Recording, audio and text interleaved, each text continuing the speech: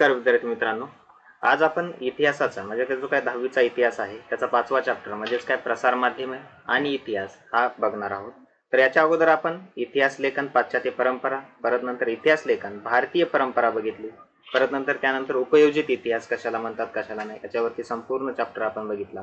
परत नंतर त्यानंतर भारतीय कलांचा इतिहास हा पण आपण अभ्यासलेला आहे। तर आज आपण प्रसार माध्यमे आणि इतिहास हा चॅप्टर काय करणार आहोत बघणार आहोत।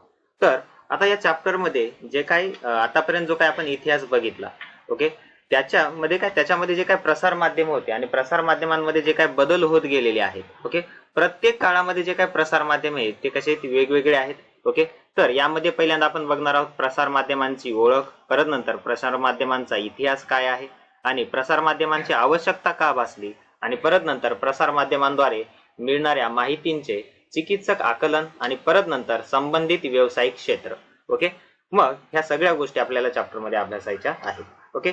चला तर मग सुरुवात करूयात। आता याच्यामध्ये पहिल्यांदा प्रसार माध्यमे कशाला म्हणतात कशाला नाही हे आपण जाणून घेऊयात, ओके। आता थोडंसं तुम्हाला इथे विचार करण्यासाठी एक तक्ता दिलेला आहे, तो पहिल्यांदा बघूया। आता यामध्ये बघा की मुघल काळात बिहारमध्ये दुष्काळ पडल्यावर त्याची बातमी दिल्लीला कशी पोहोचत असेल, ओके। बघा त्यावर विचार विनिमय होऊन दिल्लीचा सम्राट ज्या उपाययोजना करत असेल त्या बिहारमध्ये पोहोचायला किती वेळ लागत असेल। म्हणजेच काय, आता त्या काळामध्ये म्हणजेच काय की आता नॉर्मली मुघल काळामध्ये व्हॉट्सअप होतं का नाही, फेसबुक होतं का, लगेच म्हणजे काय स्टोरी टाकली किंवा लगेच फोन लावला, ओके, हाय हॅलो करायला नव्हता का, नाही। मग त्या काळामध्ये जे काही प्रसार माध्यम होते त्यांचा उपयोग करून आता ती म्हणजे काय खबर दिल्ली दरबारीमध्ये जाणार आणि परत नंतर त्याच्यावरती विचार विनिमय होणार आणि परत नंतर जे काही नियम लागू केलेले आहेत किंवा नॉर्मली जे काही दिल्लीच्या सम्राटाने जे काही उपाययोजना केलेल्या आहेत, ओके, त्या उपाययोजना परत बिहारमध्ये कधी लागू होतील, ओके, ह्या सगळ्या गोष्टी। मग आता हे जसं जसं काळ बदलत गेला तसं तसं प्रसार माध्यम पण काय केलीत बदलत गेलेली आहेत, ओके। मग हे बदलत्या काळातील जे काही प्रसार माध्यमे आहेत, ओके, याचाच थोडासा चिकित्सक अभ्यास आपल्याला या चॅप्टर मध्ये करायचा आहे, ओके।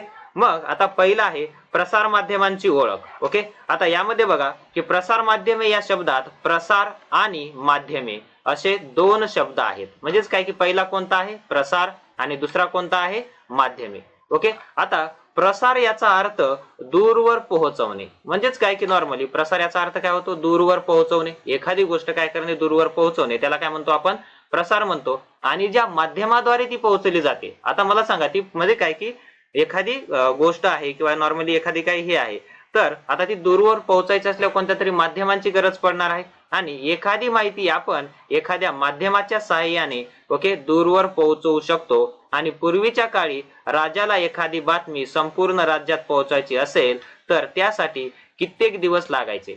आता पूर्वी बघा गावोगाव दवंडी पिटवत असत, एकाकडून दुसऱ्याला दुसऱ्याकडून तिसऱ्याला असा बातमीचा प्रवास व्हायचा। म्हणजेच काय की नॉर्मली आता त्या काळामध्ये लगेच व्हॉट्सअप होत नव्हते, म्हणजे काय मोबाईलच नव्हते, तर त्यावेळेस म्हणजे काय स्टोरी ठेवली की लगेच आपल्या सगळ्या पाहुण्या दिसायला, ओके, या फॉर्म मध्ये, ओके, या फॉर्म मध्ये सगळ्या गोष्टी आहेत। मग आता थोडस आपण आता प्रसार माध्यमांचा इतिहास आपण काय करूयात आता समजावून घेऊयात। मग आता प्रसार माध्यमांचा इतिहास काय आहे काय नाही बघा की भारतात इंग्रजांचे आगमन झाल्यावर मुद्रण कला, परत नंतर वर्तमानपत्रे सुरू झाली। ज्या काय मुद्रण कला असतील किंवा वर्तमानपत्रे असतील काय झाली सुरुवात झाली। मग बघा वर्तमानपत्रातून छापील बातमी सगळीकडे पोहोचण्यास मदत होऊ लागली। म्हणजेच काय की नॉर्मली वर्तमानपत्रातून जे काय छापील बातमी आहे सगळीकडे पोहोचण्यास काय झाली सुरुवात झाली। वर्तमानपत्र हे माहितीच्या आणि ज्ञानाच्या प्रसाराचे काय साधन झाले। म्हणजेच काय की नॉर्मली जे काय वर्तमानपत्र आहेत, कारण की सकाळी उठल्या उठल्या आपण पहिली गोष्ट काय बघत असतो म्हणजे काय की न्यूजपेपर बघतो, त्यालाच आपण काय म्हणतो वर्तमानपत्र म्हणतो। आता पूर्वीच्या काळामध्ये वर्तमानपत्र काय होते थोडके होते, पण आताच्या काळामध्ये वर्तमानपत्र खूप सारे आहेत। म्हणजेच काय की आपल्या रोजच्या रोज जीवनामध्ये किती आपण अपडेट अपडेट होत गेलो तरी आपल्याला सकाळी उठल्या उठल्या कशाची गरज भासते वर्तमानपत्राची। आता इंग्रज भारतात आलते तेव्हापासून वर्तमानपत्र सुरू झालेले आहेत, तर आतापर्यंत पण ते कसे आहेत सुरूच आहेत, ओके, या फॉर्म मध्ये। मग बघा आता वर्तमानपत्रे मुख्यतः, ओके, बातम्या, अग्रलेख, लोकांची मते, परत नंतर जाहिराती, रंजक व अन्य पूरक मजकूर यांचा समावेश, ओके, बघा असलेले आणि ठरलेल्या वेळी नियमितपणे छापून वितरित केले जाणारे प्रकाशन म्हणजे त्याला काय म्हणतो आपण वर्तमानपत्र असं म्हणतो, ओके। ही डेफिनेशन बरोबर काय करायची लक्षात ठेवायची, यदा कदाचित म्हणजे काय की व्याख्या लिहामध्ये तुम्हाला येऊ शकते की वर्तमानपत्रे कशाला म्हणतात, ओके, या फॉर्म मध्ये. परत नंतर वर्तमानपत्रे स्थानिक, देशांतर्गत व जागतिक स्वरूपाच्या विविध बातम्या बघा पुरवण्याचे काम करतात. म्हणजेच काय, आता नॉर्मली आता समजा आपण परभणी जिल्ह्यामध्ये आहोत किंवा पालम तालुक्यामध्ये आहोत, तर आता त्या ठिकाणी म्हणजेच काय की काही जे वर्तमानपत्र आहेत ते स्थानिक लेवलला काम करतात, म्हणजेच काय की पालम पुरतं काम करतात. काही जे वर्तमानपत्र आहेत ते परभणी पुरतं काम करतात आणि काही जे वर्तमानपत्र आहेत पूर्ण राज्यासाठी, पूर्ण देशासाठी काय करतात, ते काम करतात. मग वर्तमानपत्रांमध्ये स्थानिक लेवलच्या ज्या काही गोष्टी घडलेल्या आहेत किंवा देशांतर्गत ज्या काही गोष्टी घडलेल्या आहेत किंवा जागतिक स्वरूपाच्या विविध बातम्या पुरवण्याचे काम हे वर्तमानपत्र करत असतात. परत नंतर चालू घडामोडींच्या बघा नोंदीचा म्हणजे काय, चालू घडामोडींच्या नोंदींचा वर्तमानपत्रे म्हणजे एक ऐतिहासिक दस्तऐवज आहे. आता मला सांगा ऐतिहासिक दस्तऐवज का? कारण की आता इंग्रज भारतात आले तेव्हापासून वर्तमानपत्रे सुरू झालीत. तर आता नॉर्मली त्या काळातले जर वर्तमानपत्र आपण काढले, चाळले, थोडस जर वाचलं तर आपल्याला त्या काळामध्ये काय घडून गेलेलं आहे, म्हणजेच काय की ऍक्च्युअल त्या ठिकाणी काय घडून गेलेलं आहे किंवा नॉर्मली त्या काळामध्ये त्या वर्तमानपत्रामध्ये काय बातमी छापून आली होती, या सगळ्या गोष्टीचा सुगावा आपल्याला वर्तमानपत्रांमधून लागतो. ओके, या फॉर्म मध्ये. मग आता बघा वर्तमानपत्रांची पूर्वसुरी. आता हे सुरुवात कधीपासून झालं हे थोडस आपण आता समजावून घेऊयात. बघा इजिप्तमध्ये इसवी सन पूर्व काळात सरकारी आदेशांचे कोरीव लेख सार्वजनिक ठिकाणी लावून ठेवत असत. म्हणजेच काय की नॉर्मली जे काय सरकारी आदेश जे काढलेले आहेत त्यांचे जे काय कोरीव लेख आहेत ते सार्वजनिक ठिकाणी काय केले जात असत, लावून ठेवले असत. परत नंतर प्राचीन रोमन साम्राज्यात बघा सरकारी हुकूम कागदावर लिहून काढत. जे काय प्राचीन रोमन साम्राज्य जे काय होते, ओके, जे काय सरकारी हुकूम निघणार होता तो कागदावरती लिहून काढत व ते कागद प्रांतोप्रांती वाटले जात. म्हणजेच काय की प्रत्येक प्रांताला ते कागद काय केला जाईल, वाटला जाईल. आणि परत नंतर आता तो प्रांत समजा जर त्या कागदावरती जर राजाचा हुकूम असेल किंवा जनतेसाठी काही जर संदेश असेल तर त्या कागदावर जे काही लिहिलंय त्याची दवंडी गावोगाव पिटवली जाईल. म्हणजे काय, अशा प्रकारे पूर्वीच्या काळामध्ये एखादी बातमी राजाकडून जनतेकडे पोहोचवली जायची. ओके, या फॉर्म मध्ये. मग यात देश व राजधानीतील घटनांची माहिती असे, म्हणजे काय माहिती असे, म्हणजे काय की देशामध्ये काय घडलेलं आहे किंवा राजधानीतील ज्या काही घटना घडलेल्या आहेत त्यांची माहिती असे. परत नंतर जुलियस सीझरच्या आधिपत्याखाली बघा कोण, जुलियस सीझरच्या आधिपत्याखाली ऍक्टा डायर्ना, ओके, त्याला बरोबर अंडरलाईन करून ठेवा. बघा जुलियस सीझरच्या आधिपत्याखाली ऍक्टा डायर्ना, त्याला आपण डेली ऍक्ट म्हणजे काय रोजच्या घटना असं म्हणतो, ओके, नावाची वार्तापत्रे परत नंतर रोम मध्ये सार्वजनिक ठिकाणी लावत. जे काय ऍक्टा डायर्ना कोणी हे केलं होतं, आधिपत्य कोणाच्या आधिपत्याखाली सुरू झालं होतं, जुलियस सीझर याच्या आधिपत्याखाली सुरुवात झालं होतं. आता या ठिकाणी ऍक्टा डायर्ना म्हणजे काय, डेली ऍक्ट म्हणजेच काय की रोजच्या ज्या काही घटना आहेत ते बघा नावाची वर्तमानपत्रे रोम मध्ये सार्वजनिक ठिकाणी लावत लोकांपर्यंत सरकारी निवेदने पोहोचण्याचा तो एक प्रभावी मार्ग होता. म्हणजेच काय की सरकारचे काय नियोजन आहेत किंवा नॉर्मली काय निवेदन आहेत किंवा नॉर्मली सरकारने कोणते नियम लागू केलेले आहेत हे लोकांपर्यंत पोहोचवण्याचं काम हे वर्तमानपत्र करत असे. म्हणजे काय, जे काय ऍक्टा डायर्ना आहे. 7व्या शतकात चीनमध्ये सरकारी निवेदने सार्वजनिक ठिकाणी वाटत असत. जे काही सरकारी निवेदन आहेत किंवा सरकारने जे काही नियम वगैरे लागू केलेले आहेत ते सगळे म्हणजे काय सार्वजनिक ठिकाणी वाटत असत. इंग्लंडमध्ये बघा लढायांची किंवा महत्वाच्या घटनांची पत्रके अधूनमधून वाटत असत. म्हणजेच काय की नॉर्मली ज्या काही लढाया झालेल्या आहेत किंवा नॉर्मली आणखीन ज्या गोष्टी घडलेल्या आहेत, ओके, त्यांची पत्रे अधूनमधून काय केली जात, वाचली जात असत. परत नंतर बघा धर्मशाळांमध्ये उतरणारे प्रवासी. आता मला सांगा आपल्या देशामध्ये काही धर्मशाळा आहेत. आता पूर्वीपासून ही परंपरा चालत आलेली आहे धर्मशाळांची. तर आता धर्मशाळांमध्ये जे काही वाटसरू आहे किंवा नॉर्मली जे प्रवास करून आलेला आहे तो काय त्या ठिकाणी काय करतो, थांबतो. आता तिथं थांबल्यानंतर तो म्हणजेच काय की त्याच्या प्रवासामध्ये काय काय घडलं, काय काय नाही, कोणत्या गोष्टी घडल्या, कोणत्या गोष्टी घडल्या नाही, ओके, ह्या सगळ्या गोष्टी तो काय करतो, वर्णनासहित सांगतो. मग आपल्याला त्यातून ओके काय केलं जाते की त्या काळातील इतिहास आपल्याला समजतो. बघा धर्मशाळांमध्ये उतरणारे प्रवासी, परत नंतर फिरस्ते तेथील स्थानिक लोकांना दूरवरच्या बातम्या रंगवून सांगत असत आणि राजांचे प्रतिनिधी वेगवेगळ्या ठिकाणी असत आणि ते ताज्या बातम्या राजदरबारात पाठवत. म्हणजेच काय केलं आपण गुप्तहेर म्हणतो, ओके ना. म्हणजेच काय की नॉर्मली जर राज्यामध्ये काय चाललंय काय नाही, ओके, ह्या सर्व बातमी म्हणजे काय की राजाच्या दरबारी काय केली जात असत, पाठवली जात असत. ओके, या फॉर्म मध्ये. चला आता नेक्स्ट बघूयात बेंगॉल गॅझेट. आता हे बेंगॉल गॅझेट काय आहे काय नाही हे थोडंसं आपण बघूयात. बघा भारतातील पहिले, ओके, त्याला बरोबर अंडरलाईन करून ठेवा, भारतातील पहिले इंग्रजी वर्तमानपत्र 29 जानेवारी 1780 रोजी सुरू झाले. म्हणजे काय की भारतातील पहिले इंग्रजी वर्तमानपत्र म्हणतोय मी, काय म्हणतोय, इंग्रजी वर्तमानपत्र हे 29 जानेवारी 1780 रोजी सुरू झाले आणि कलकत्ता जनरल ऍडवायझर किंवा बेंगॉल गॅझेट या नावाने ते ओळखले जाते. ओके, कोणतं वर्तमानपत्र आहे मग त्या ठिकाणी, कलकत्ता जनरल बघा मध्ये काय ऍडव्हर्टायझर किंवा नॉर्मली बेंगॉल गॅझेट या नावाने ते वर्तमानपत्र काय केलं जाते, ओळखलं जाते. परत नंतर बघा जेम्स ऑगस्टस बघा हिकी या आयरिश व्यक्तीने ते सुरू केले. कोण केले होतं, जेम्स ऑगस्टस हिकी या आयरिश व्यक्तीने काय केलं, ते वर्तमानपत्र सुरू केलं होतं. कोणतं, बेंगॉल गॅझेट. त्याची फोटो साईडला दिलेली आहे बघा. ओके, या फॉर्म मध्ये हे बरोबर काय करायचं, लक्षात ठेवायचं. जे काय बेंगॉल गॅझेट आहे, आता बेंगॉल गॅझेटचं दुसरं नाव काय, कलकत्ता जनरल ऍडव्हर्टायझर किंवा त्यालाच आपण बेंगॉल गॅझेट असं म्हणतो. हे वर्तमानपत्र 29 जानेवारी 1780 ला सुरू झालं आणि परत नंतर ते सुरुवात कोणी केलं, जेम्स ऑगस्ट बघा हिकी या आयरिश व्यक्तीने काय केलं होतं, ते सुरुवात केलं होतं. ओके, या फॉर्म मध्ये. चला नेक्स्ट बघा, नेक्स्ट आहे दर्पण. आता दर्पण हे पत्र 1832 साली मुंबईत सुरू झाले.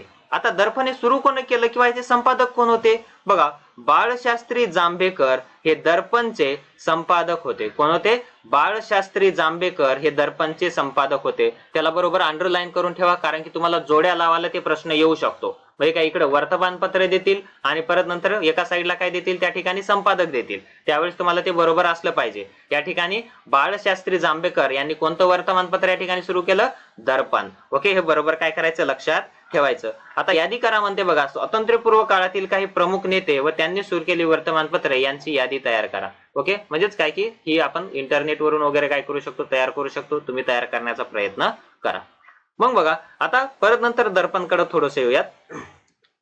बघा दर्पणच्या अंकातील बघा बातम्यांमधून आपणास राजकीय, आर्थिक, सामाजिक आणि सांस्कृतिक इतिहास सापडतो. म्हणजेच काय की नॉर्मली आता बघा दर्पणच्या अंकातील म्हणजे काय रोजच्या रोज आता हे अंक निघत असे, हो की नाही. मग आता यामधून आपल्याला राजकीय म्हणजे काय त्या काळामध्ये राजकीय घटना काय घडलेल्या आहेत, ओके, म्हणजे काय कशा प्रकारे राजकारण झालेलं आहे या सगळ्या गोष्टी समजतात. आर्थिक म्हणजेच काय की त्या काळातील अर्थव्यवस्था कशी होती. परत नंतर सामाजिक आणि सांस्कृतिक म्हणजेच काय की त्या काळामधली समाज रचना कशी होती. परत नंतर सांस्कृतिक म्हणजे काय तिथली वेशभूषा कशी होती, लोकांचं राहणीमान कसं होतं, ह्या सगळ्या गोष्टींची इत्थंभूत माहिती आपल्याला त्यामध्ये मिळते.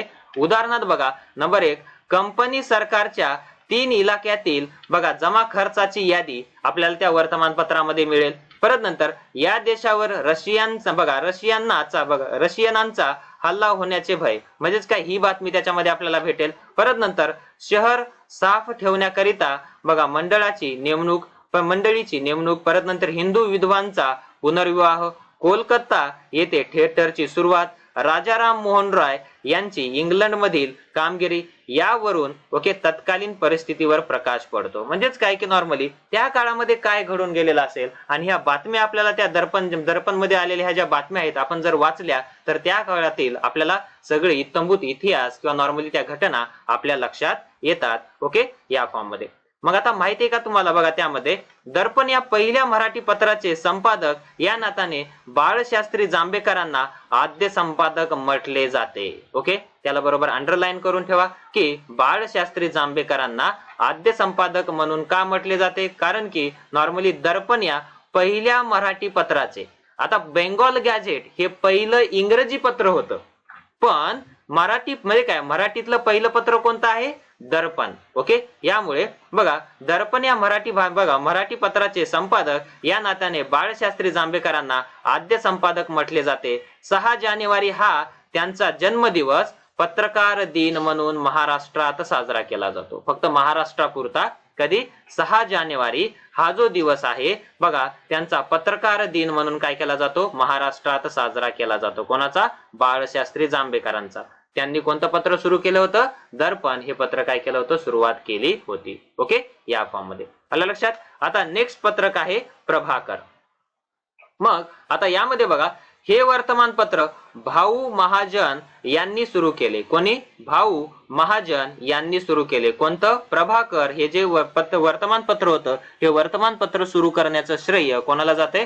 भाऊ महाजन यांना जाते. बघा त्यात बघा फ्रेंचांच्या बंडांचा इतिहास, त्याला आपण फ्रेंच राज्यक्रांती असं म्हणतो. लोकहितवादी त्यांनाच आपण गोपाळ हरी देशमुख असं म्हणतो. यांची समाज प्रबोधनपर शतपत्रे प्रसिद्ध झाली आहेत. आता मला सांगा, ज्यावेळेस आपण प्रभाकर हे वर्तमानपत्र उचलू आणि त्याच्यामधले जर हे शतपत्रे जर आपण वाचली तर, किंवा नॉर्मली जे काय फ्रेंच राज्यक्रांती झाली हे जर आपण वाचलं तर इत्तुंभूत इतिहास आपल्याला त्याच्यामधून काय होतो समजतो. ओके. नेक्स्ट आहे ज्ञानोदय. ओके. आता ज्ञानोदय पत्रात 1842 मध्ये आशिया खंडाचा, बघा ज्ञानोदय पत्रामध्ये बघा पत्रात 1842 मध्ये आशिया खंडाचा व 1851 मध्ये युरोपचा नकाशा छापण्यात आला. ओके. या फॉर्म मध्ये बरोबर लक्षात ठेवायचं. बघा ज्ञानोदय या पत्रामध्ये बघा इसवी सन 1842 मध्ये आशिया खंडाचा व 1841 मध्ये युरोपचा नकाशा छापण्यात आला होता. परत नंतर नेक्स्ट बघा मराठी वर्तमानपत्रात बघा पहिले चित्र छापण्याचा मान हा ज्ञानोदयकडे जातो. म्हणजे काय, मराठी वर्तमानपत्रे जे काय होते त्याच्यामध्ये पहिलं चित्र छापण्याचा मान कोणाला जातो? ज्ञानोदय या वर्तमानपत्राला जातो. परत नंतर विजेच्या सहाय्याने बातमी पोहोचवण्याचे यंत्र म्हणजे टेलिग्राफ 1852 मध्ये सुरू झाल्याची माहिती ज्ञानोदय मधून मिळते. म्हणजेच काय की नॉर्मली 1852 मध्ये म्हणजे काय टेलिग्राफ हा म्हणजेच काय की नॉर्मली विजेच्या सहाय्याने बातमी पोहोचवण्याचे यंत्र आहे अशी माहिती आपल्याला ज्ञानोदय मध्ये मिळते. परत नंतर भारतात प्रथम रेल्वे सुरू झाली याची बातमी ज्ञानोदय मध्ये चाक्या मसोबा. ओके. म्हणजेच काय की ज्ञानोदय मध्ये काय चाक्या मसोबा शीर्षका अंतर्गत छापून आली. म्हणजेच काय, आता त्या काळातला जर आपण पेपर उचलून बघितला आणि जर आपण हे शीर्षक वाचून ती बातमी वाचली तर त्या ठिकाणी आपल्याला सगळ्या गोष्टी इत्थंभूत काय होणार आहेत समजणार आहेत. परत नंतर 1857च्या संघर्षांच्या बातम्या या वर्तमानपत्रात छापल्या होत्या. ओके. या फॉर्म मध्ये आता हे वर्तमानपत्र म्हणजेच काय की नॉर्मली सुरुवात कधी झालं म्हणजे काय त्या काळामध्ये काय की 1857च्या अगोदर सुरुवात झालं. म्हणून यामध्ये आपल्याला 1857चा इत्थंभूत आपल्याला इतिहास काय होतो पाहायला भेटतो. आता याचे जे काही फोटो आहेत तुम्हाला इंटरनेटवर किंवा नॉर्मली याच्यावरती तुम्हाला भेटू शकतात. ओके. ते शोधण्याचा थोडासा प्रयत्न करा. ओके. नेक्स्ट बघा आता वर्तमानपत्र हे समाज प्रबोधनाचे कार्य करणारे महत्वाचे माध्यम होते. आता त्या काळामध्ये व्हॉट्सअप नव्हतं, फेसबुक नव्हतं, टेलिग्राम नव्हतं, इंस्टाग्राम नव्हतं, परत नंतर स्नॅपचॅट नव्हतं. ओके नाही, या सगळ्या गोष्टी नव्हत्या. म्हणजे काय लगेच स्टोरी टाकली किंवा लगेच स्टेटस टाकलं. ओके. या फॉर्म मध्ये मग आता ह्या सगळ्या गोष्टी नव्हत्या म्हणून वर्तमानपत्र होती की ज्यामुळे त्या ठिकाणी समाज प्रबोधनाचे कार्य करणारे माध्यम होते. आता आताच्या काळामध्ये म्हणजे काय की माध्यम खूप झाले पण समाज प्रबोधन तेवढं व्हायलंय का? नाही. प्रत्येकाच्या हातात मोबाईल आलाय पण नॉर्मली मोबाईलचा चांगलाच वापर आपण करतोय का? नाही. ओके. या फॉर्म मध्ये त्या काळामध्ये लिमिटेड सोर्सेस होते माध्यमांचे पण त्यांचा वापर भरपूर केला जायचा. आजच्या काळामध्ये म्हणजे काय की सोर्सेस खूप झालेत पण त्याचा वापर म्हणजे काय चांगल्या कामासाठी होत नाही. ओके. या फॉर्म मध्ये बघा वर्तमानपत्र हे समाज प्रबोधनाचे कार्य करणारे महत्वाचे माध्यम होते. उदाहरणार्थ बघा इंदू प्रकाश पत्राने विवाहाचा जोरदार पुरस्कार केला. म्हणजेच काय की विधवा विवाह व्हायला पाहिजे असं इंदू प्रकाश या पत्रातून सांगण्यात आलं.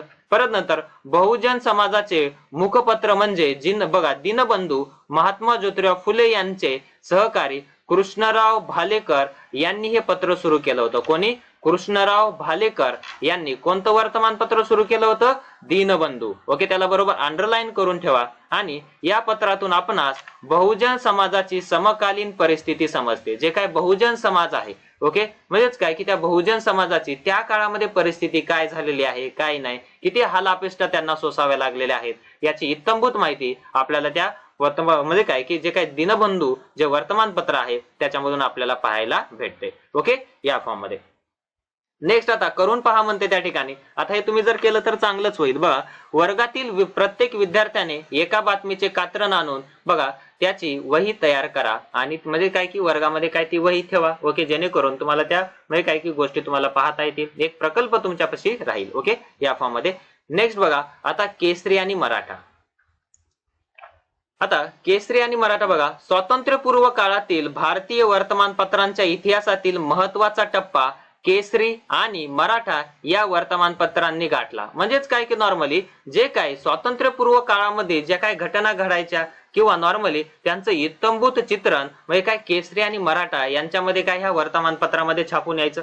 परत नंतर त्यामध्ये बघा की 1881 मध्ये गोपाळ गणेश आगरकर, बघा 1881 मध्ये गोपाळ गणेश आगरकर आणि बाळ गंगाधर टिळक यांनी ही पत्रे सुरू केली होती. कोणती?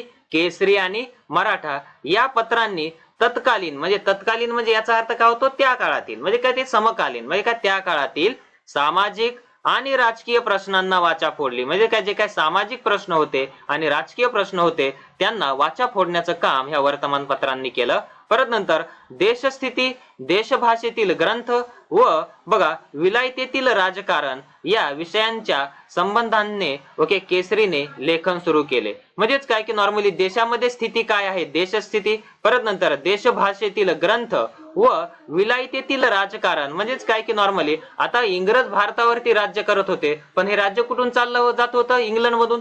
तर नॉर्मली तिथं काय राजकारण चाललंय याची इत्थंभूत माहिती या पत्रांमधून दिली जायची. परत नंतर 21व्या शतकात वर्तमानपत्रे लोकशाहीचा चौथा स्तंभ म्हणून महत्वाची भूमिका बजावत आहेत. ओके, म्हणजेच काय की याच्यामधून वर्तमानपत्रांमधून आपल्याला एखाद्या घटनेची इत्थंभूत माहिती मिळते. म्हणून 21व्या शतकात जे काय वर्तमानपत्रे आहेत लोकशाहीचा चौथा स्तंभ म्हणून काय केलं येतं? महत्वाची भूमिका बजावत आहेत. ओके, या फॉर्म मध्ये.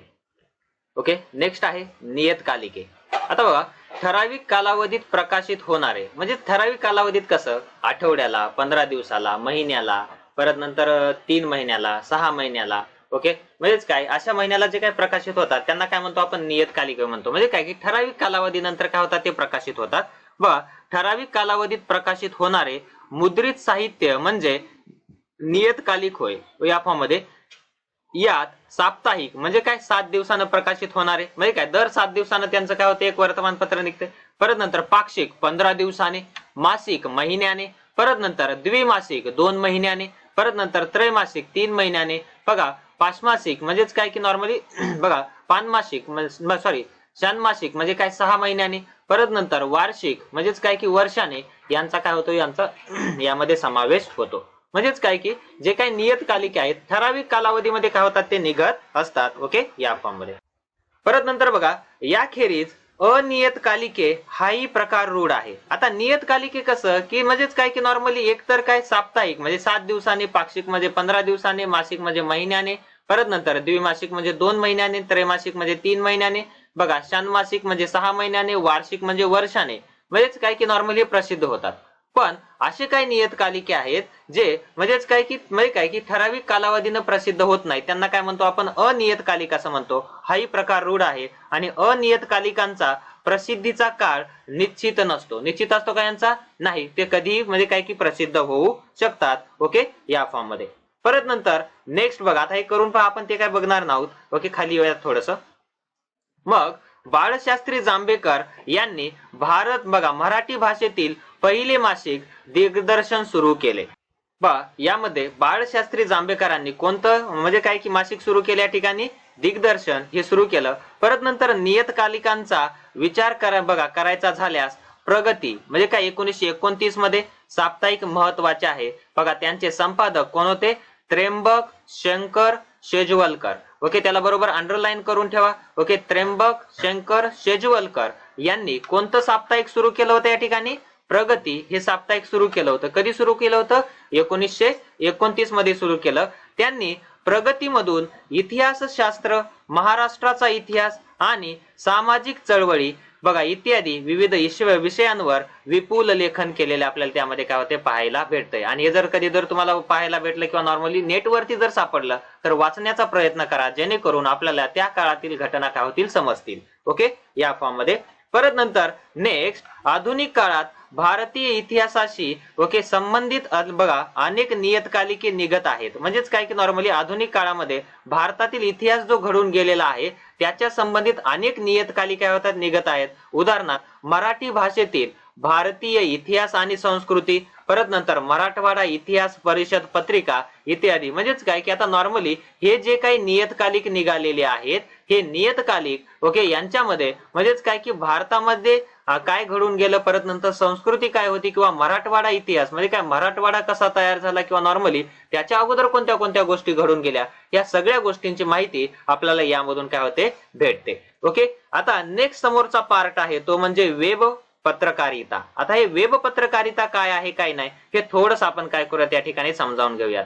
बघा आता अत्याधुनिक नियतकालिकांमध्ये वेब पत्रकारिका बघा प्रकारात प्रसिद्ध होणाऱ्या ओके या फॉर्म मध्ये बघा की अत्याधुनिक नियतकालिकांमध्ये वेब पत्रकारिता ओके प्रकारात प्रसिद्ध होणाऱ्या नियतकालिकांचा समावेश त्यामध्ये होतो. यामध्ये इतिहास हा प्राधान्याचा विषय असतो. म्हणजेच काय की नॉर्मली आता जे काही वेब पत्रकारिता असते आता नॉर्मली जसं की आपण युट्यूब बघतो, आता युट्यूब बघितल्यावर नॉर्मली आता खूप सारे आपल्याला हिस्ट्रीचे व्हिडिओ त्यामध्ये काय होतात पाहायला भेटतात, इतिहासाचे व्हिडिओ आपल्याला त्यामध्ये पाहायला भेटतात ओके ना, किंवा नॉर्मली नेटवरती पण आपण काय बघतो वर्तमानपत्र वाचत असतो. आता ही कशी आहे वेब पत्रकारिता आहे की ज्यामध्ये आपल्याला सखोल ज्ञान त्या विषयाचं आपल्याला मिळतंय. मग बघा यामध्ये वेब न्यूज पोर्टल्स म्हणजेच काय आपण टीव्ही वरती बघतो, सोशल मीडियावरती म्हणजे काय युट्यूब, फेसबुक म्हणजे काय ट्विटर, परत नंतर वेब चॅनल्स असतील युट्यूब यांवर बघा इंग्रजी आणि भारतीय भाषांमधून वाचक आणि बघा प्रेक्षकांसाठी मजकूर उपलब्ध करून दिला जातो. म्हणजेच काय की नॉर्मली एकतर डायरेक्टली त्याच्यामधून माहिती सांगितली जाते किंवा नॉर्मली त्या माहितीचा मजकूर त्या ठिकाणी काय केला जातो उपलब्ध केला जातो आणि त्याच्यातून आपल्याला त्या काळातील इतिहास सहजरित्या काय होत असतो समजत असतो. मग आता नॉर्मली काय की ज्या वेळेस भारतामध्ये इंग्रज आले त्यावेळेस वर्तमानपत्र निघायला सुरुवात झाली. आता हे वर्तमानपत्र निघायला सुरुवात झाली तर आता त्या ठिकाणी म्हणजेच काय की आता नॉर्मली वर्तमानपत्र कशी होती एक भौतिक साधन होते ना ओके ना, आता त्याच्या समोरचा काळ एक मौखिक साधनाचा यायला लागला आणि त्यामध्ये आकाशवाणी प्रामुख्याने आपल्याला पाहायला भेटते. मग बघा आता यामध्ये स्वातंत्र्यपूर्व कालखंडात 1924 मध्ये बघा स्वातंत्र्यपूर्व कालखंडात 1924 मध्ये इंडियन ब्रॉडकास्टिंग कंपनी त्याला आपण IBC या नावाने दर दिवशी बघा कार्यक्रमांचे प्रसारण करणारे एक खाजगी रेडिओ केंद्र सुरू झाले.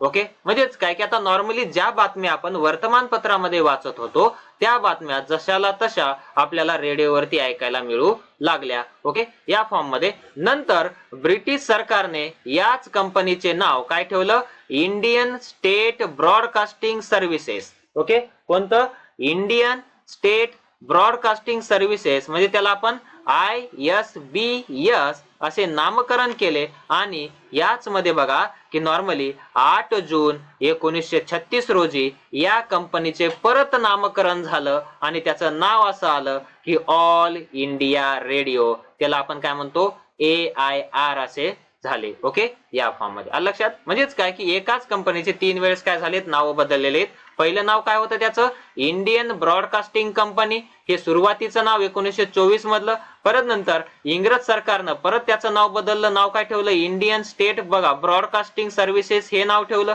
आणि परत नंतर त्याच्या समोर 8 जून 1936 रोजी फायनली याचं नाव काय झालं ऑल इंडिया रेडिओ हे नाव त्या ठिकाणी करण्यात आलं ठेवण्यात आलं. ओके, या फॉर्म मध्ये परत नंतर नेक्स्ट भारत स्वातंत्र्य झाल्यावर ओके जे काय भारत स्वातंत्र्य झाल्यावर ऑल इंडिया ऑल इंडिया बघा रेडिओ भारत सरकारच्या माहिती व प्रसारण खात्याचा एक भाग झाले. म्हणजेच काय की आता त्या काळामध्ये टीव्या होत्या का नाही, प्रत्येकाच्या घरामध्ये टीव्या नव्हत्या पण गावोगावी रेडिओ असायचे. म्हणजेच काय की दिल्लीमध्ये काय घडलंय हे गल्लीमध्ये ऐकायचं असेल तर त्या ठिकाणी रेडिओ काय केले जायचे वापरले जायचे. ओके, या फॉर्म मध्ये म्हणजेच काय की पहिले जे काय ब्रॉडकास्टिंग व्हायचं टीव्हीचं असेल म्हणजेच काही एखाद्या बातम्यांचं असेल किंवा खेळांचे निवेदन असतील तर हे सगळे रेडिओवरती काय केले जायचे ऐकले जायचे. मग बघा भारत स्वातंत्र्य झाल्यावर बघा ऑल इंडिया रेडिओ भारत सरकारच्या माहिती व प्रसारण खात्याचा एक भाग झाले. शासकीय कार्यक्रम व उपक्रमांची माहिती देणारे अधिकृत केंद्र असे याची सुरुवातीला स्वरूप होते. म्हणजेच काय की जसा जसा काळ आता बदलत गेलाय तसं तसं आपल्याला टीव्हीवरती सगळ्या गोष्टी आपल्याला पाहायला भेटतात. पण याच्या अगोदरचा काळ हा ऑल इंडिया रेडिओनं काय केला होता, गाजवला होता. कारण की संपूर्ण भारतामध्ये एखादी माहिती पसरवायची असेल किंवा सरकारचे धोरण पसरवायचे असतील किंवा म्हणजे काय की लोकांपर्यंत पोहोचवायचे असतील तर त्या ठिकाणी ऑल इंडिया रेडिओ काम करत होते आणि हे प्रसारण खात्याचे, माहिती व प्रसारण खात्याचे एक महत्वाचा भाग होता. बघा, ख्यातनाम कवी पंडित नरेंद्र शर्मा, बघा ख्यातनाम कवी कोण, पंडित नरेंद्र शर्मा यांच्या सूचनेनुसार आकाशवाणी हे नाव दिले गेले आणि परत नंतर समोर त्याचं नाव काय पडलं, आकाशवाणी. ओके, बघा आकाशवाणी तर्फे विविध मनोरंजनपर, प्रबोधनपर व साहित्यिक मूल्य असणारे कार्यक्रम सादर केले जातात. बघा त्याचप्रमाणे शेतकरी, कामगार, युवक आणि स्त्रिया यांच्यासाठी बघा विशेष कार्यक्रम प्रसारित केले जातात. ओके, या फॉर्म मध्ये. परत नंतर विविध भारती या लोकप्रिय रेडिओ सेवेद्वारे 24 भाषा आणि 146 बोली भाषांमध्ये कार्यक्रम सुरू झाले. कशामधून, विविध भारती. ओके, कधी तुम्ही ती रिंगटोन ऐकली असेल, विविध भारती. ओके ना, या फॉर्म मध्ये म्हणजेच काय की 24 भाषांमध्ये आणि 146 बोली भाषांमध्ये हे कार्यक्रम सुरू झाले आणि अलीकडच्या काळात खाजगी रेडिओ सेवा सुरू झाल्या आहेत. म्हणजेच काय की जसं की रेडिओ मिर्ची असेल, हे असेल, म्हणजे काय ह्या खाजगी रेडिओ सेवा काय झालेल्या आहेत, सुरू झालेल्या आहेत. ओके, या फॉर्म मध्ये उदाहरण त्या ठिकाणी दिले, पण कोणतं, रेडिओ मिर्ची. ओके, परत नंतर मिरची मुरगा वगैरे हे कधी नाव ऐकलंय तुम्ही, म्हणजेच काय की ह्या खाजगी रेडिओ सेवा आहेत. ओके, या फॉर्म मध्ये. चला नेक्स्ट बघा, आता माहिती आहे का तुम्हाला, यामध्ये थोडस आपण बघूयात. 23 जुलै 1927 रोजी भारतातले पहिले इंग्रजी न्यूज बुलेटिन, बघा बुलेटिन म्हणतोय, न्यूज पेपर म्हणले का मी, नाही, न्यूज बुलेटिन मुंबई रेडिओ केंद्रावरून प्रसारित केले गेले आणि त्यानंतर कोलकात्यावरून बंगाली बातम्या काय झाल्या, सुरुवात झाल्या. म्हणजेच काय की नंतर कोलकात्यावरून काय झाल्या, बंगाली बातम्या काय झाल्या, सुरुवात झाल्या. ओके, या फॉर्म मध्ये आलं लक्षात. चला नेक्स्ट बघा, आता दूरदर्शन. ओके, नेक्स्ट आहे दूरदर्शन. ओके, बघा आता दूरदर्शन 15 सप्टेंबर 1959 रोजी भारताचे पहिले राष्ट्रपती डॉक्टर राजेंद्र प्रसाद यांनी बघा दिल्ली दूरदर्शन केंद्राचे उद्घाटन केले. ओके, म्हणजेच काय की बघा दिल्ली दूरदर्शन केंद्राचे उद्घाटन कोणाच्या हस्ते झालं, मग डॉक्टर राजेंद्र प्रसाद. कधी झालं, या ठिकाणी 15 सप्टेंबर 1949 रोजी. ओके, या फॉर्म मध्ये. महाराष्ट्रात 1 मे 1972, कधी, 1 मे 1972 रोजी बघा मुंबई केंद्राचे कार्यक्रम सुरू झाले आणि 15 ऑगस्ट 1982 बघा 82 या दिवशी रंगीत दूरदर्शनचे आगमन झाले. आता रंगीत दूरदर्शनचे म्हणजे काय, टीव्हीचे काय झाले, त्या ठिकाणी आगमन झाले आणि प्रत्येकाच्या घरामध्ये टीव्ही काय खेळायला लागला. ओके, या फॉर्म मध्ये. मग 1991 मध्ये बघा मध्ये परदेशी व देशी खाजगी बघा वाहिन्यांना केबल तंत्राच्या माध्यमातून कार्यक्रम प्रसारित करण्याची परवानगी दिली गेली आणि आज मी तिला ओके भारतीय प्रेक्षकांसाठी बघा 100हून अधिक वाहिन्या उपलब्ध आहेत. ओके, म्हणजेच काय की वेगवेगळ्या प्रकारचे न्यूज चॅनल आपण आपल्या टीव्हीवरती बघतो. म्हणजे काय की एवढे न्यूज चॅनल झालेत, म्हणजेच काय की आपल्याला ते बघणं होत नाही. पण त्या काळामध्ये एक सिंपलशी गोष्ट होती, म्हणजेच काय की त्या काळामध्ये मग काय काहीच म्हणजे काय दूरदर्शन एवढीच गोष्ट चालायची. म्हणजेच काय की नॉर्मली त्याच्यावरती टीव्ही असतील, बातम्या असतील, काय मालिका चालायच्या, काय शनिवार रविवार पिक्चर लागायचे, शुक्रवारी पिक्चर लागायचे. ओके नाही, पण आता रोजच्या रोज आपल्याला त्या गोष्टी काय होतात, पाहायला भेटतात. ओके, म्हणजे काय मुबलकता, म्हणजेच काय की नॉर्मली ज्या वाहिन्या आल्यात, जे काय टीव्ही चॅनल्स आहेत, खूप साऱ्या प्रमाणात खाजगी झालेले आहेत. ओके, या फॉर्म मध्ये. परत नंतर नेक्स्ट आहे प्रसार माध्यमांची आवश्यकता. आता हे प्रसार माध्यमांची आवश्यकता का असते, का नाही, कारण की नॉर्मली आता सध्या आपल्या हातात मोबाईल आलाय, तेवढा आपण टीव्ही समोर बसत नाहीत. तर नॉर्मली आतापासून जर 10 वर्षापूर्वीचा जर काळ बघितला तर जास्त कोणाकडे मोबाईल नसायचा. आता मोबाईल नसल्या कारणामुळे त्या ठिकाणी काय व्हायचं की सगळा परिवार कुटुंब एकत्र बसून काय बघायचा, टीव्ही बघायचा आणि कुटुंबासोबत बघण्या इतपत कार्यक्रम टीव्हीवरती लागायचे त्यावेळेस. ओके, आता आपण कुटुंबासोबत बसून मग काय टीव्हीवरचे कार्यक्रम बघू शकतो का, नाही. ओके, या फॉर्म मध्ये आताच्या जर मालिका जर बघितल्या तर त्यामध्ये म्हणजे काय गृहकल एवढे दाखवले जातात की सासू सुनवायचे भांडणे इकडेच लागायचे. ओके, त्यामुळे त्या ठिकाणी त्या काळामध्ये सहकुटुंब असे म्हणजे काय की कार्यक्रम काय म्हणजे काय सहकुटुंबांनी बघावे असे कार्यक्रम त्या काळामध्ये दाखवले जायचे. पण आता त्या गोष्टी राहिल्या नाहीत. मग आता यांची आवश्यकता का आहे, कारण हे तर थोडासा हसण्याचा भाग झाला, पण नॉर्मली एखादी गोष्ट म्हणजे काय देश पातळीवर घडली किंवा आंतरराष्ट्रीय पातळीवर घडली तर ती गोष्ट म्हणजे काय प्रत्येक जनमानसात पोहोचण्यासाठी प्रसार माध्यमांची आवश्यकता आहे. ओके, या फॉर्म मध्ये. चला तर मग बघा आता माहितीचा बघा मुख्य प्रवाह समाजात माहितीचा मुख्य प्रवाह समाजात पसरवण्यासाठी प्रसार माध्यमांची आवश्यकता असते. अग्रलेख, विविध सदरे पुरवण्या हे वर्तमानपत्राचे अविभाज्य भाग असतात आणि वाचकांच्या पत्रव्यवहारांच्या माध्यमातून वाचकही आपले म्हणणे मांडत असतात. म्हणजेच काय की नॉर्मली आता त्यांना एखादा लेख आवडला तर त्याच्याबद्दल त्यांचा अभिप्राय काय आहे काय नाही ह्या सगळ्या गोष्टी. परत नंतर लोकशाही अधिक सदृढ होण्यास वर्तमानपत्रे मदत करू शकतात. परत नंतर दूरदर्शन हे बघा दृकश्राव्य माध्यम असल्याने, आता दूरदर्शन कसं आहे दृकश्राव्य म्हणजे काय आपण ते पाहू पण शकतो आणि ऐकू पण शकतो ऍट अ टाइम. ओके, या फॉर्म मध्ये बघा दूरदर्शन हे दृकश्राव्य माध्यम असल्याने त्याने वर्तमानपत्र आणि आकाशवाणी यांच्या मर्यादा ओलांडून जनतेत प्रत्यक्ष काय घडले म्हणजेच काय की नॉर्मली आता पहिलं काय की दूरदर्शन, आता नॉर्मली जे काही वर्तमानपत्र आणि आकाशवाणी, आता आकाशवाणी रेडिओवरती ऐकलं जायचं, फक्त समोरून एक बाई बोलणार सांगणार आपण ते काय करणार ऐकणार.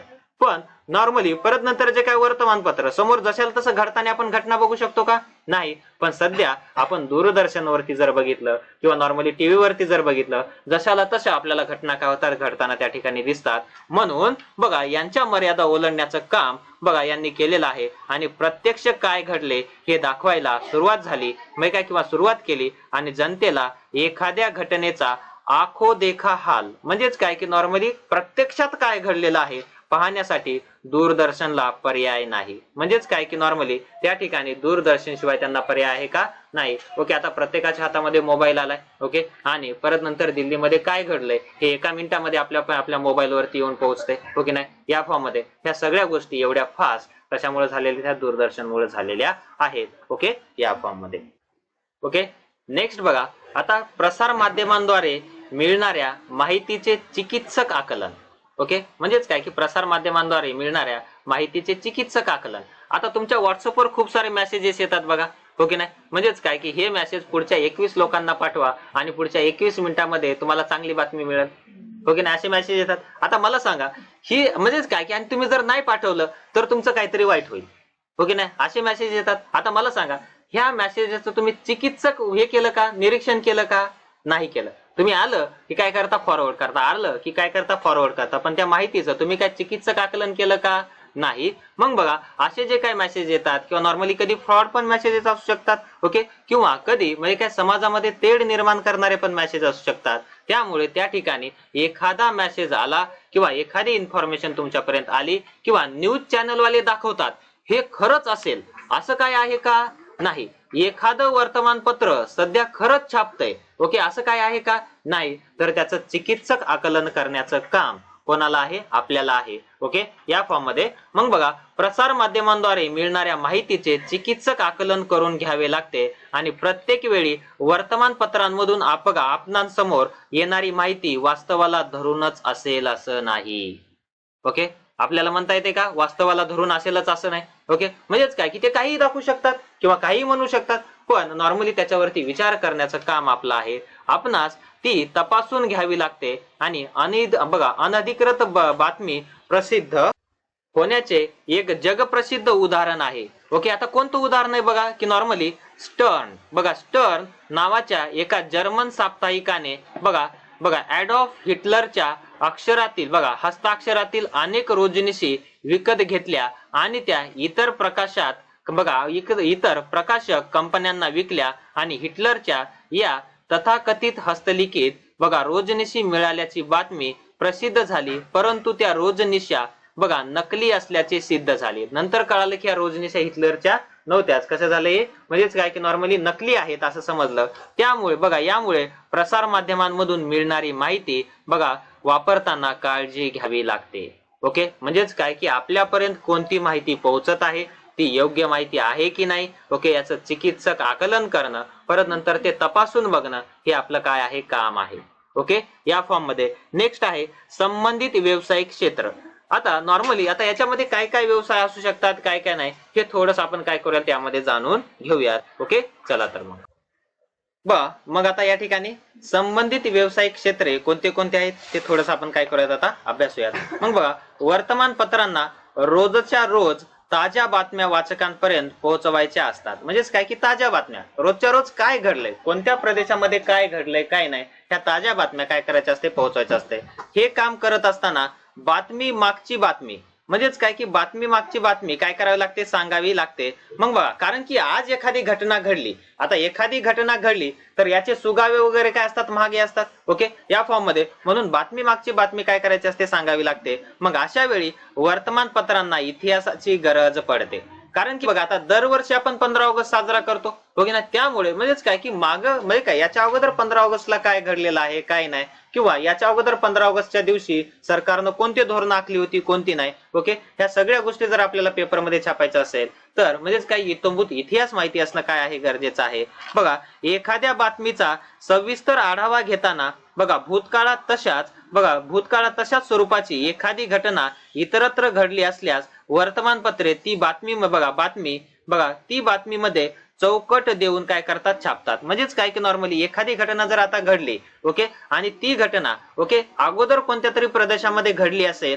तर त्या प्रदेशामध्ये अशी अशी घटना घडली होती, तशीच घटना इकडे घडलेली आहे अशी बातमी ती काय करतात, देतात, ओके या फॉर्म मध्ये। तेव्हा वाचकाला ज्यादा माहिती मिळते आणि घटनेच्या मुळांपर्यंत जाता येते। म्हणजेच काय की वाचकाला त्या घटनेविषयी आणखीन जास्तीची माहिती मिळते आणि आणखीन त्या गोष्टीच्या किंवा घटनेच्या मुळापर्यंत जाता येते, ओके या फॉर्म मध्ये। परत नंतर नेक्स्ट बघा वर्तमानपत्रांमधील सदरांमध्ये 50 वर्षापूर्वी 100 वर्षापूर्वी अशा प्रकारची सदरे असतात आणि ती इतिहासाची साधने आणि इतिहासावर आधारित असतात। आणि या प्रकारच्या सदरांमधून आपणास भूतकाळातील आर्थिक स्थिती कशी होती, सामाजिक स्थिती कशी होती, राजकीय स्थिती कशी होती किंवा ऐतिहासिक घटना काय होतात समजतात आणि भूतकाळाच्या पार्श्वभूमीवर वर्तमान करण्यास काय होते, मदत होते। म्हणजेच काय की भूतकाळात जे काही गोष्टी घडून गेलेल्या आहेत आणि वर्तमानपत्रामध्ये त्यावेळेस त्या समकालीन जर छापल्या असतील आणि त्या गोष्टी जर आपण वाचू तर त्या काळातील इतिहास आपल्याला काय होतो, समजत असतो, ओके या फॉर्म मध्ये। परत नंतर नेक्स्ट बघा इथे एक चित्र दिलंय आपल्याला, बघा मध्ये इतिहास लिहिलाय। आता इतिहास कशामधून दिसतो आपल्याला किंवा समजतो, त्या काळामध्ये प्रसिद्ध झालेले अग्रलेख असतील किंवा लेख असतील किंवा एखाद्याचे दिनविशेष असेल, परत नंतर आढावा असेल, ओके परत नंतर बातमी असेल किंवा सदरे, याच्यामधून आपल्याला त्या काळचा इतिहास काय होत असतो, समजत असतो, ओके या फॉर्म मध्ये। नेक्स्ट बघा वर्तमानपत्रांना विशेष प्रसंगी पुरवण्या किंवा विशेषांक काढावे लागतात। बघा उदाहरणार्थ 1914 मध्ये पहिले महायुद्ध सुरू झाले, आता त्याला 2014 मध्ये किती वर्ष पूर्ण झाली, 100 वर्ष पूर्ण झाली आणि त्या युद्धांचा सर्वंकष आढावा घेणारी पुरवणी काढताना त्या घटनेचा इतिहास माहिती असावा लागतो, ओके म्हणजेच काय की नॉर्मली आता 1914 मध्ये पहिलं महायुद्ध सुरू झालं आणि 2014 मध्ये त्याला किती 100 वर्ष पूर्ण झाली, तर पहिल्या महायुद्धामध्ये दोस्त राष्ट्र कोणती होती किंवा नॉर्मली विरुद्ध राष्ट्र कोणती होती किंवा शत्रू राष्ट्र कोणती होती, परत नंतर त्यांच्यामध्ये युद्ध कोण्या गोष्टींमुळे झालं, ओके ह्या सगळ्या गोष्टी इत्थंभूत त्यामध्ये आपल्याला छापाव्या लागतात। म्हणून बघा या युद्धांचा सर्वंकष आढावा घेणारी पुरवणी काढताना त्या घटनेचा इतिहास माहिती असणं गरजेचं आहे, ओके या फॉर्म मध्ये। मग 1942च्या चले जाव आंदोलनाला 2017 मध्ये 75 वर्ष पूर्ण झाली। म्हणजेच काय की 1942 मध्ये जे काय चले जाव आंदोलन झालं, ओके त्याला 2017 मध्ये 75 वर्ष पूर्ण झाली। अशा प्रसंगी वर्तमानपत्रे लेख, अग्रलेख, दिनविशेष, आढावा यांच्याद्वारे त्या घटनेचा वेध घेतात। म्हणजेच ती घटना कशा स्वरूपाची होती, कशी घडली, कशी नाही, कोणत्या कारणांमुळे घडली, ओके आणि ती घटना कोणत्या तारखेला घडली, ओके या सगळ्या गोष्टी त्यामध्ये छापून येतात।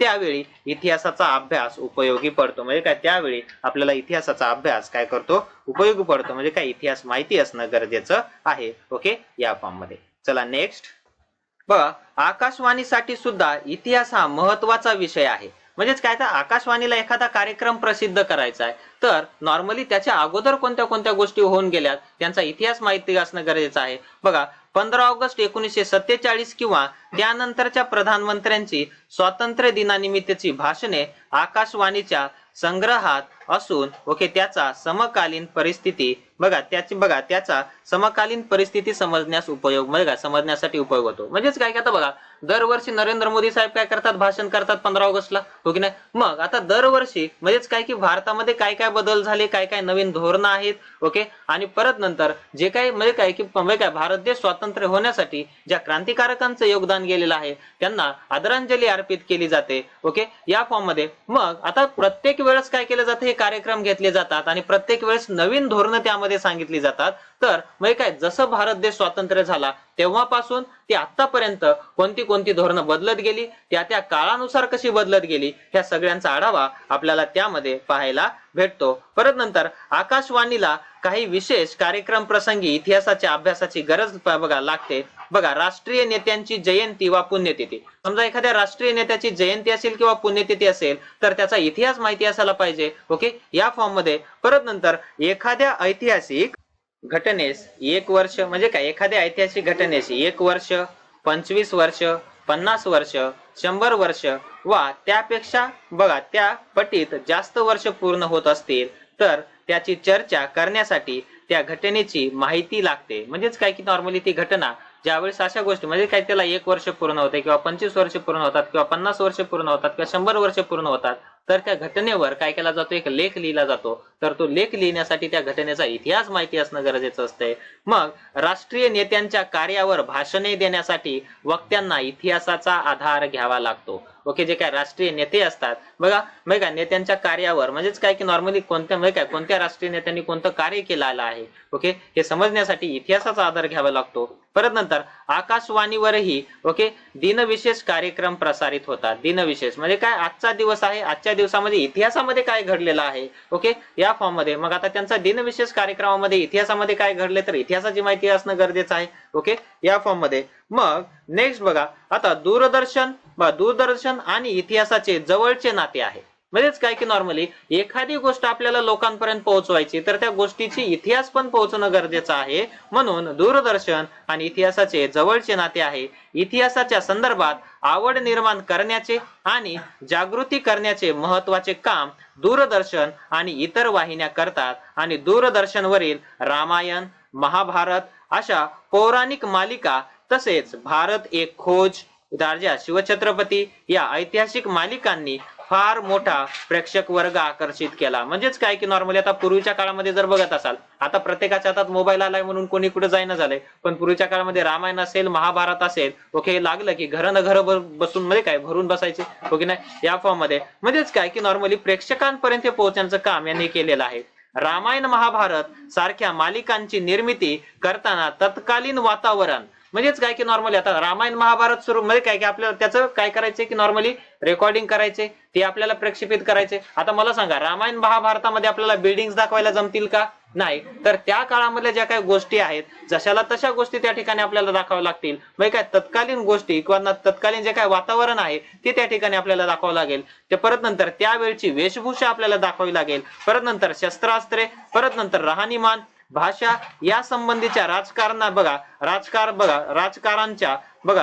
जाणकारांच्या मदतीची गरज आपल्याला लागते. म्हणजेच काय की नॉर्मली आता ज्यांनी रामायण लिहिलं किंवा ज्यांनी महाभारत लिहिलं, ओके, आता त्यांनी ते महाभारत लिहिले पण ते आता सध्या आहेत का? नाही. तर त्यांच्यावर अभ्यासक जे आहेत ते अभ्यासक त्याच्यावरती गूढ काय करत असतात, अभ्यास करत असतात किंवा गाढा अभ्यास त्यांचा असतो. त्यासाठी इतिहासाचा बारकाईने अभ्यास आपल्याला करावा लागतो. परत नंतर नेक्स्ट आता आधुनिक काळात डिस्कवरी आताच्या काळामध्ये डिस्कवरी असेल, नॅशनल जिओग्राफी असेल, हिस्ट्री यांसारख्या चॅनल्सवर प्रसारित होणाऱ्या मालिकांमधून जगभराच्या इतिहासाचा खजिना प्रेक्षकांसाठी खुला केला गेला आहे. म्हणजेच काय की नॉर्मली जे काय नॅशनल डिस्कवरी असेल किंवा नॅशनल जिओग्राफी असेल किंवा हिस्ट्री असेल, हे जे चॅनल आहेत की प्रत्येक देशातील जो काही मेन इतिहास आहे तो दाखवण्याचं काम करतात. त्याद्वारे लोक जगाचा इतिहास आणि भूगोल घर बसल्या जाणून घेऊ शकतात. म्हणजेच काय की कुठं काय घडलेलं आहे या सगळ्या गोष्टी ते जाणून घेऊ शकतात. या मालिका अधिक रंजक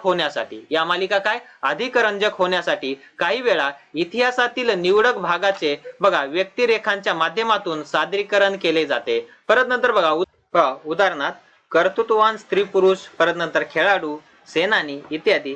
त्याखेरीज वास्तू, किल्ले, साम्राज्यांचे उदयास्त इतकेच नव्हे तर बघा पाककलेच्या म्हणजेच काय की स्वयंपाकाच्या पाककलेच्या इतिहासावरील मालिकाही लोक उत्सुकतेने काय होतात या ठिकाणी आपल्याला पाहताना दिसतात.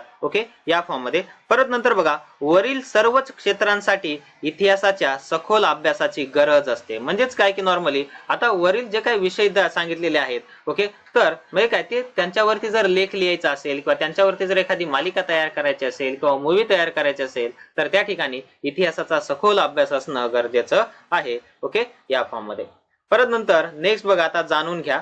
आता यामध्ये मग आता यामध्ये जाणून घ्या मध्ये काय दिले तुम्हाला शेवटच्या पेजवरती शेवटचा पॉइंट आहे तो बघा भारताच्या प्राचीन ते अर्वाचीन इतिहासाच्या प्राचीन ते अर्वाचीन म्हणजे काय प्राचीन म्हणजे काय एकदम प्राचीन जुना आणि अर्वाचीन म्हणजे काय अलीकडच्या काळातील इतिहास. प्राचीन ते अर्वाचीन इतिहासाच्या संदर्भात दूरदर्शनवर प्रसारित झालेली भारत एक खोज ही मालिका महत्वाची आहे. कोणती? भारत एक खोज ही मालिका काय महत्वाची आहे.